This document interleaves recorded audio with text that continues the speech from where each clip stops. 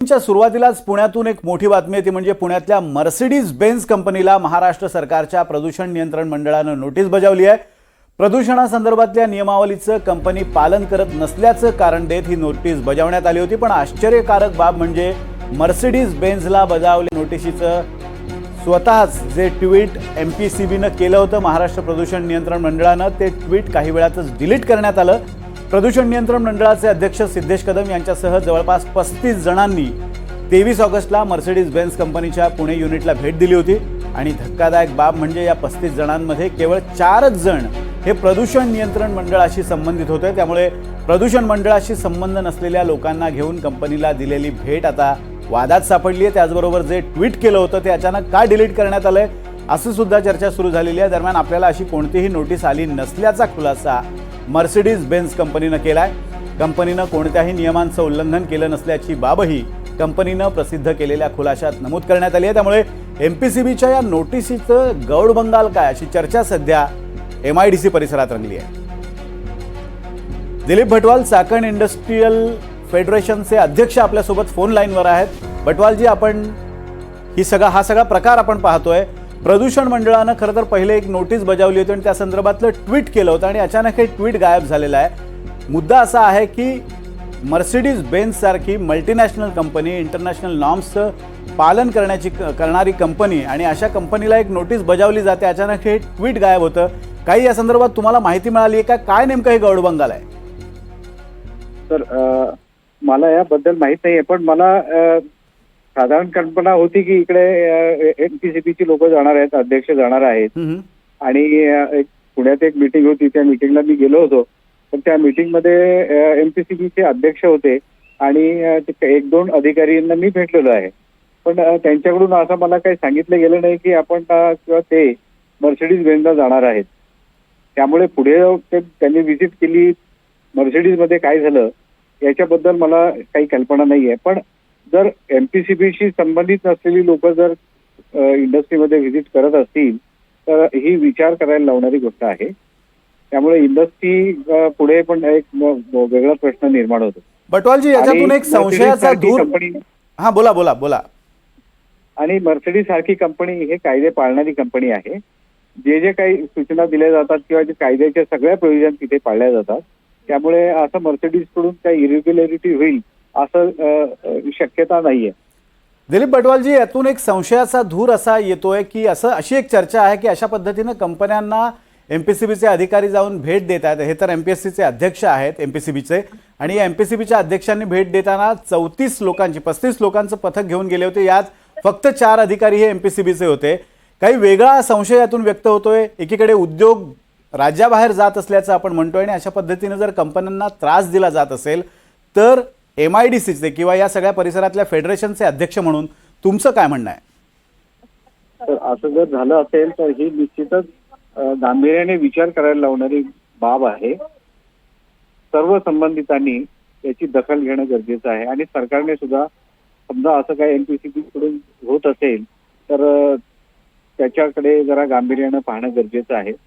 कंपन्या जर काही नियम पाळत नसतील तर जरूर त्यांना आपण जागेवर आणलं पाहिजे, त्यांना सगळे नियम पाळायला लावले पाहिजे। पण असं जर 35-40 लोक जाणं आणि ज्यांची काही माहित नाहीये कोण होते काय होते, त्याच्यातून अनेक वेगवेगळे प्रतिस्पर्धी असू शकतात, अनेक भावी म्हणजे कंपन्या अडचणी देऊ शकतात, हे मात्र निश्चित आहे। भटवालजी, एक प्रश्न अजून तुम्हाला आहे की या सगळ्या प्रकारामध्ये अशा पद्धतीने एखाद्या कंपनीला जर व्हिजिट द्यायची असेल तर एमपीसीबीची ड्यू प्रोसिजर काय आहे? काय नेमकं आधी नोटीस दिली जाते, काय नेमकी प्रक्रिया असते? आणि दुसरी गोष्ट म्हणजे जर यातून संशयाचा धूर निघत असेल तर या प्रकरणाची चौकशी करण्याची मागणी तुम्ही करणार आहात का? व्हिजिट ते सरप्राईज व्हिजिट करू शकतात, पण अगोदर कल्पना त्यांनी, आता कसं झालंय की कुठं इन्स्पेक्शन करायचं असेल तर स्क्रुटिनी होते आणि त्याच्यानंतर ते ठरवतात की कुठे व्हिजिट करायची। पोल्युशन होऊ नये हा त्याच्या मागचा उद्देश आहे। परंतु एवढे 35-40 लोक येत असतील आणि त्यांची माहिती नसेल तर हे मात्र थोडंसं विचार करायला लावणार आहे। भटवालजी, आता हा जो सगळा प्रकार झालेला आहे तो काय झाला हे तुमच्याही लक्षात येते, माझ्याही लक्षात येते आणि दर्शकांच्याही लक्षात येते की या मागचा हेतू काय होता। स्पष्टपणे आपण बोलत नाही आहोत, पण या सगळ्या प्रकाराची चौकशी करण्याची मागणी तुम्ही करणार आहात का? हा सर, संबंधित आम्ही आमच्या बोर्डशी बोलणार आहोत नक्कीच या विषयावर, आणि बोर्ड योग्य ते डिसिजन घेईल सर. अगदी धन्यवाद बटवालजी आमच्याशी बोलल्याबद्दल. आपण पाहतोय अध्यक्ष आहेत चाकण औद्योगिक संघटनेचे दिलीप बटवाल यांनी या सगळ्या प्रकाराची चौकशी केली पाहिजे, या सगळ्या प्रकाराची दखल कुठेतरी सरकारनं घेतली पाहिजे अशा स्वरूपाची मागणी केलेली आहे. पण ही भेट जी आहे ती कुठे ना कुठेतरी वादात सापडलेली आहे, यातून संशयाचा धूर निघतोय. राहुल कुलकर्णी आपले प्रतिनिधी आपल्यासोबत आहेत. राहुल, भेट झालेली आहे, वादात सापडलेली आहे आणि MPCBचे अध्यक्ष अशा पद्धतीनं एक पथक घेऊन जातात ज्यात जवळपास 30 ते 31 लोक खासगी आहेत. कदाचित ती सैरसपाटा करण्यासाठीची त्यामागचा हेतू असू शकतो, पण निवडणुका समोर येत आहेत आणि या सगळ्या प्रकाराच्या मागे काय नेमके आर्थिक लागेबांधे असतात याची कल्पना आपल्याला येऊ शकते. थेट कोणावर आरोप नाही आहे, पण कुठे ना कुठेतरी संशयाचा धूर या भेटीतून निघते असं वाटत नाही? बघ विनोद, असं आहे की मर्सिडीज बेंज आहे ती कंपनी, आंतरराष्ट्रीय कंपनी आहे. 1994 साली चाकणला आलेली आहे. 2015 साली कंपनीचं एक्सपान्शन झालं. 4,000 लोक तिथे काम करतात. इंटरनॅशनल ऑटोमोबाईल मधले सगळे सेगमेंट ही कंपनी प्रोड्यूस करते. ही कंपनी छोटी नाहीये. मधल्या काळामध्ये लोकसत्तेला या कंपनीच्या सीईओने जी मुलाखत दिली आणि त्यांनी तिथल्या वाहतूक व्यवस्थेबद्दल जे प्रश्न उपस्थित केले तर त्याची महाराष्ट्रभर चर्चा झालेली होती. सो अशा कंपनीला 23 तारखेला सिद्धेश कदम हे भेट देतात.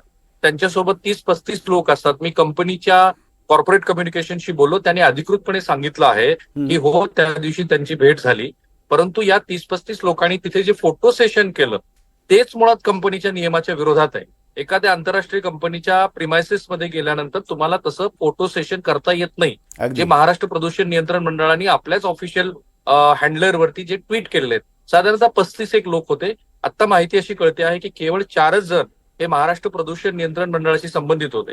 कॉर्पोरेट कम्युनिकेशनचं असं म्हणणं आहे आणि जे त्यांनी आपल्याला ऑफिशियली कळवलेलं आहे की कंपनींनी आंतरराष्ट्रीय मानकाचं वेळोवेळी पालन केलेलं आहे. प्रदूषणासंदर्भात कंपनीला कुठलीही नोटीस यापूर्वी आलेली नव्हती. आता ज्या वेळेला तुम्ही अशा पद्धतीने एखाद्या कंपनीला सरप्राईज व्हिजिट करता तर त्यावेळेला त्या कंपनीचा इतिहास तसा असायला हवा, तसा तो इतिहास नाहीये. बरं, कंपनीला ही भेट झाल्यानंतर सुद्धा अधिकृतपणे कोणी काहीच कळवलं नाही की तुम्ही कुठल्या प्रदूषण नियमांचं उल्लंघन केलेलं आहे. अगदी थेटपणे महाराष्ट्र प्रदूषण नियंत्रण मंडळानं आपल्या ऑफिशियल हँडलरवरती अशा पद्धतीचं ट्विट केलं. आणि जेव्हा आपण पण महाराष्ट्र प्रदूषण नियंत्रण मंडळाला विचारलं की काय कंपनीचं व्हायोलेशन आहे, त्यानंतर आश्चर्यकारकपणे हे ट्विट महाराष्ट्र प्रदूषण नियंत्रण मंडळानं डिलीट केलं. आता ते डिलीट केल्यानंतरच अनेक प्रश्न उपस्थित होतात. मुळात प्रश्न क्रमांक 1, सिद्धेश कदम यांनी अध्यक्ष म्हणून त्या कॅपॅसिटीमध्ये जरी भेट दिलेली असली तरी आंतरराष्ट्रीय ख्यातीच्या या कंपनीला भेट देत असताना त्यांनी स्वतः का नियम पाळले नाहीत? जर त्या 35 जणांच्या टीम मध्ये केवळ 4च जण प्रदूषण नियंत्रण मंडळाचे लोक असतील तर त्या बाकीच्या उर्वरित लोकांनी तिथं काय केलं? प्रश्न क्रमांक 2, जेव्हा ही नोटीस बजावली गेली एवढ्या मोठ्या कंपनीला, त्यावेळेला ती अधिकृतपणे त्यांना न बजावता ट्विटर हँडलरवरती म्हणजे एक्स वरतीच त्यांनी ती पोस्ट का केली? प्रश्न क्रमांक 3, अशा पद्धतीनं एखादा तुम्ही एक्स वरती पोस्ट केल्यानंतर जेव्हा प्रश्न विचारले जातात त्यावेळेला ते ट्विट डिलीट का केलं? म्हणजे याच्यामध्ये वेगवेगळ्या पद्धतीचे जे प्रश्न लोकांच्या मनामध्ये आहेत ते प्रश्न खोटे नाही आहेत का? आणि सगळ्यात महत्वाचा मुद्दा जो मर्सिडीजनी स्वतःच उपस्थित केलाय, ते असं म्हणतात की आम्ही कुठल्याही नियमाचं कधीही उल्लंघन केलेलं नाहीये. सो एवढ्या आंतरराष्ट्रीय ख्यातीच्या कंपनीला आपण जेव्हा काहीतरी सांगतो आहोत आणि तेही सार्वजनिक प्लॅटफॉर्मवरती सांगतो आहोत त्यावेळेला बेजबाबदारपणा केला म्हणून जर कंपनीनंच उद्या यांच्या विरोधामध्ये काही कायदेशीर कारवाई करायचं ठरवलं, अर्थात कंपनी करेल की नाही हा भाग आहे, पण त्याची जी चर्चा चाकण इंडस्ट्रीमध्ये सुरू झालेली आहे त्याला अनेक कांगोरे आहेत आणि त्या कांगोऱ्याला अजिबातच अर्थ नाही असं म्हणता येणार नाही. कारण एवढ्या मोठ्या कंपनीला नोटीस दिल्यानंतर जे ट्विट डिलीट केलं जातं itself a very big statement की आपण केलेली एक चूक होती आणि ती चूक आता आपण दुरुस्त करतो म्हणून ते डिलीट केलं जात आहे. याच्यातनं अनेक प्रश्नांचे संशयांचे धूर निघत आहेत आणि ते महाराष्ट्राच्या उद्योग क्षेत्रासाठी अजिबात चांगले नाहीये. अगदी महाराष्ट्राच्या उद्योगाच्या दृष्टीनं आणि महाराष्ट्राच्या प्रतिमेच्या दृष्टीनं ही कृती अजिबात समर्थनीय नाही आहे. उलट यावर MPCBने लवकरात लवकर खुलासा केला पाहिजे. स्वतः सिद्धेश कदम यांनी यावर खुलासा केला पाहिजे.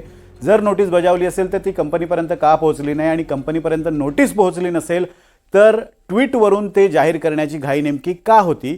हा सगळा प्रश्न, हे सगळे प्रश्न त्यामुळे निर्माण होतात. आणि विशेष म्हणजे माजी पर्यावरण मंत्री रामदास कदम, सिद्धेश कदम यांचे जे वडील आहेत त्यांच्याशी सुद्धा आम्ही संपर्क साधण्याचा प्रयत्न केला.